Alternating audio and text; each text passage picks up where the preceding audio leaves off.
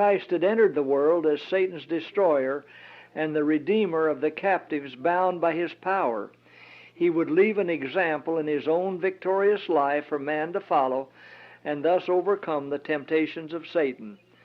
As soon as Christ entered the wilderness of temptation, his visage changed. The glory and splendor which were reflected from the throne of God in his countenance when the heavens opened before him and the Father's voice acknowledged him as his Son, in whom he was well pleased, were now gone.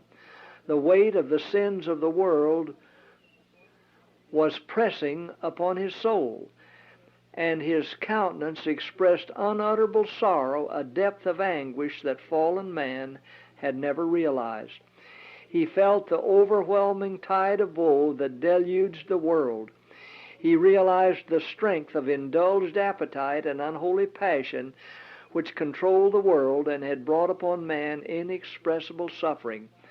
The indulgence of appetite had been increasing and strengthening with every successive generation since Adam's transgression, until the race was so feeble in moral power that they could not overcome in their own strength. Christ, in behalf of the race, was to overcome appetite by standing the most powerful test upon this point. He was to tread the path of temptation alone, and there must be none to help him, none to comfort or uphold him. Alone he was to wrestle with the powers of darkness.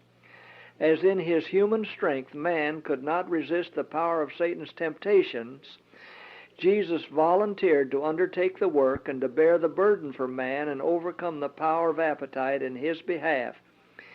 In man's behalf he must show self-denial, perseverance, and firmness of principle, paramount to the gnawing pangs of hunger. He must show a power of control stronger than hunger and even death.